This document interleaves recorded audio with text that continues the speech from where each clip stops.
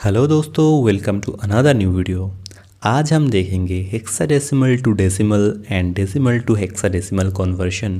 सबसे पहले हम देख लेते हैं फ्रॉम हेक्साडेसिमल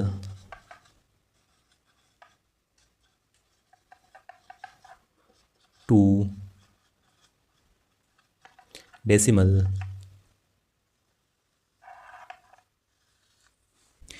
हेक्साडेसिमल से डेसिमल का कन्वर्शन के लिए हमें एक चीज़ याद रखना पड़ेगा।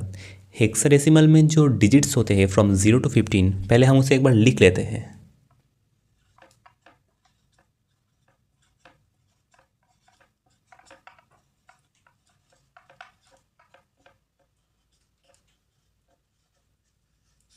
जब भी हमें हेक्साडेसिमल से डेसिमल या तो डेसिमल से हेक्साडेसिमल में कन्वर्ट करना हो तो हमें एक चीज़ याद रखना पड़ेगा। हेक्साडेसिमल के इस टेबल को, इस लिस्ट में हम नंबर 10 को बोलेंगे ए, 11 को बोलेंगे बी, 12 को बोलेंगे सी, 13 को बोलेंगे डी, 14 को बोलेंगे ई एंड 15 को बोलेंगे एफ। चलिए एक एग्जाम्पल से समझते हैं। Question is 1 2 F। ये दिया हुआ है हेक्साडेसिमल में, इसे हमें लिखना है, कितना होगा लिखना है, इसे हमें लिखना है डेसिमल में। तो सबसे पहले हम राइट टू लेफ्ट इसके पोजीशंस लिखेंगे। यहाँ पे 0, यहाँ पे 1, यहाँ पे 2।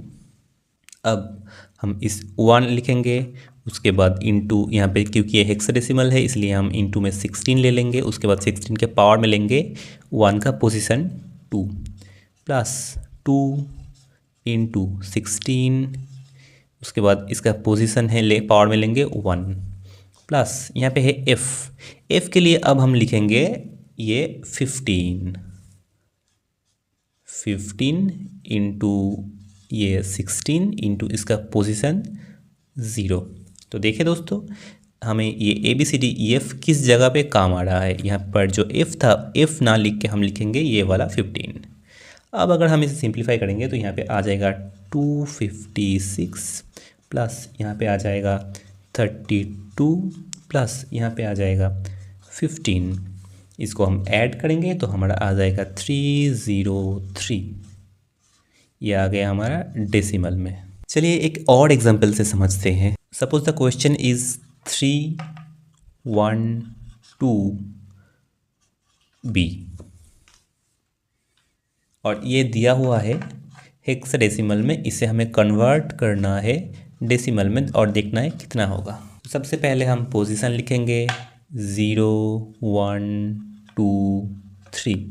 अब ये 3 लिखेंगे इंटू हेक्साडेसिमल का 16 पावर में ये 3 प्लस अब 16 पावर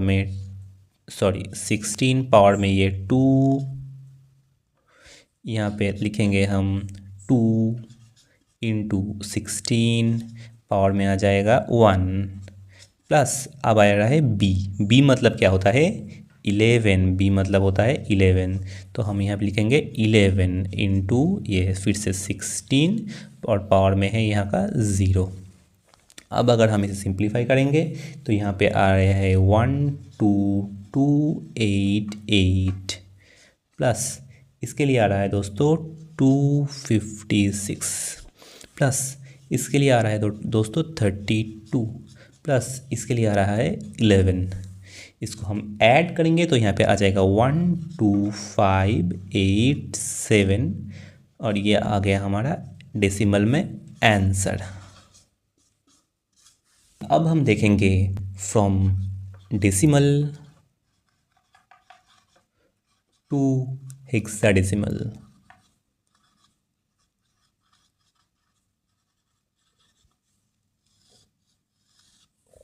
चलिए एक एग्जांपल से समझते हैं। सपोज 1239 ये दिया हुआ है अब हमारा डेसिमल में, इसे हमें कन्वर्ट करना है हेक्साडेसिमल में और हमें देखना है आंसर क्या आएगा।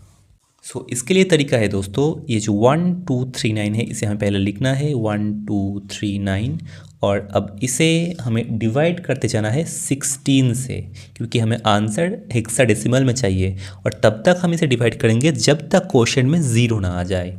तो अगर डिवाइड करेंगे तो यहाँ पे आ जाएगा 77 और हमारा रिमाइंडर आ जाएगा 7। फिर से 16 से डिवाइड करेंगे तो हमारे यहाँ पे आ जाएगा 4 और यहाँ पर हमारा जो रिमाइंडर है वो आ जाएगा 13। अब इसको फिर से 16 से डिवाइड करेंगे तो यहाँ पे आ गया 0, मतलब यहीं पे ख़त्म। अब इससे आगे नहीं जाएंगे और हमारा यहाँ पे रिमाइंडर आ गया 4। अब दोस्तों आंसर हमें लेना है नीचे से ऊपर इस तरीके से, मतलब पहले 4 फिर 13 और 7। लेकिन हमें पता है कि जब 13 आता है हेक्साडेसिमल के टर्म में तब हमें उसे 13 नहीं लिखते, हम उसे लिखते हैं D, मतलब 13 के जगह हम D लिखेंगे। तो हमारा आंसर यहाँ पे हम D लिखेंगे तो हमारा आंसर आ जाएगा 4, उसके बाद D, फिर आ जाएगा 7।